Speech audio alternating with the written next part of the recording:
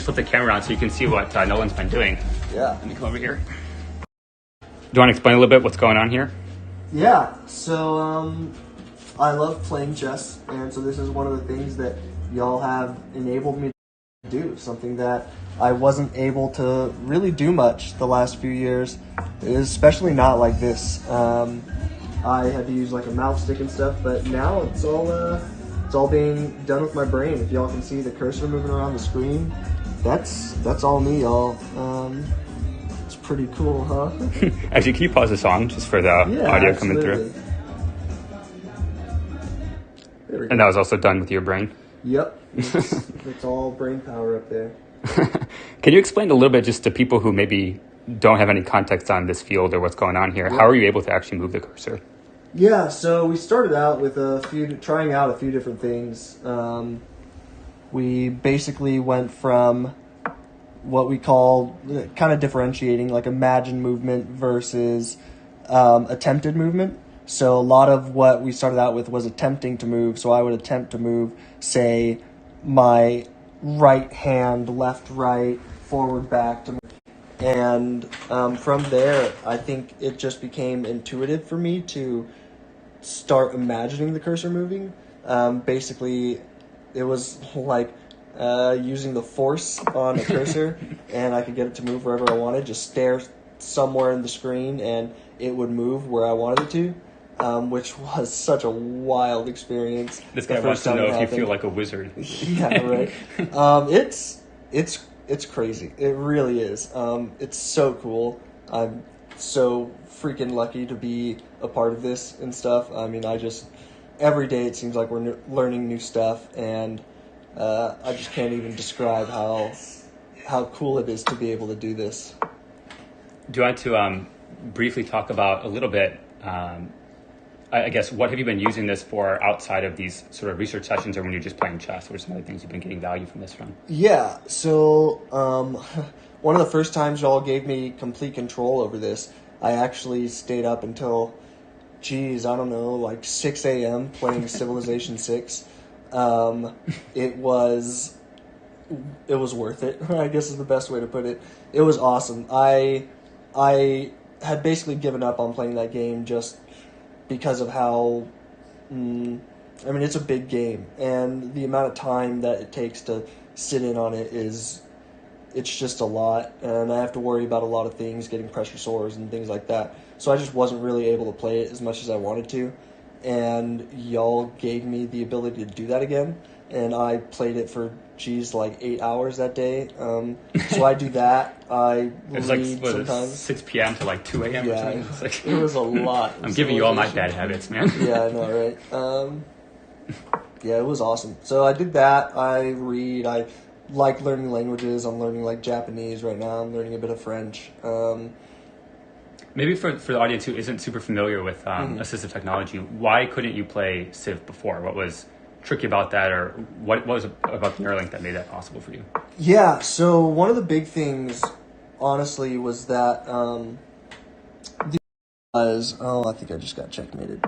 The only way I could play it was through pad, and that didn't allow me to play online at all, so that kind of sucked to begin with.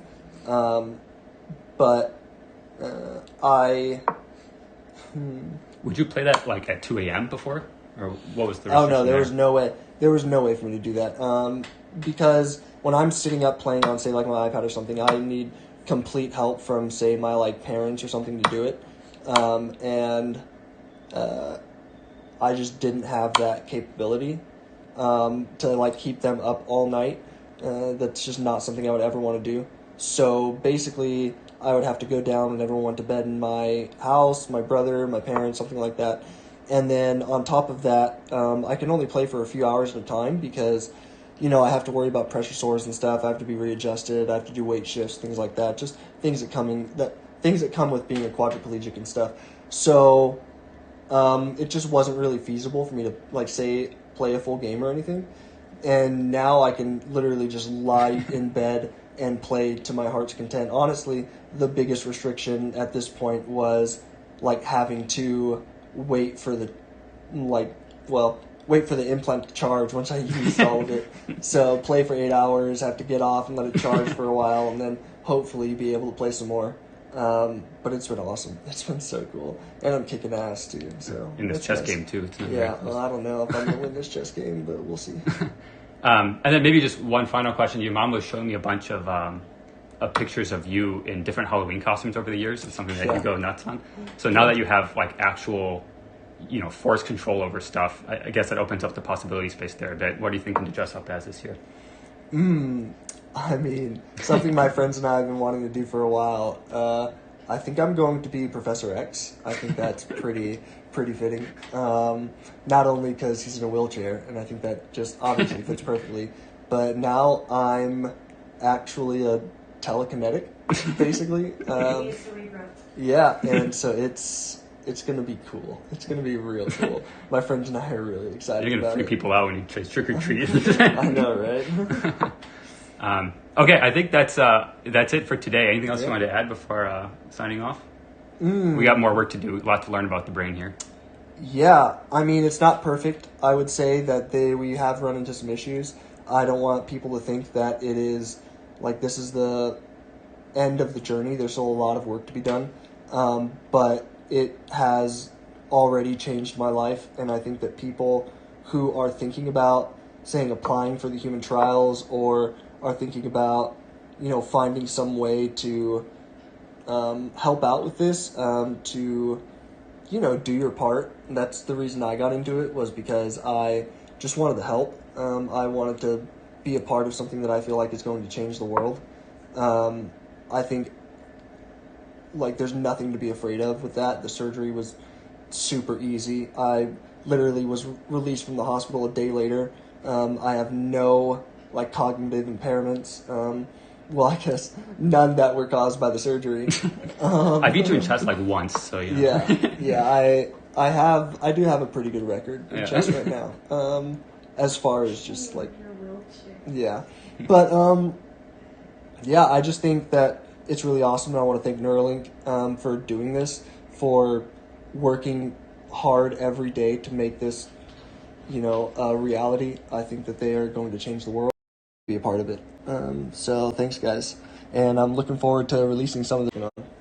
Yeah, so I guess we're gonna end here, but we're gonna plan to release more in the coming days. So if you want to stay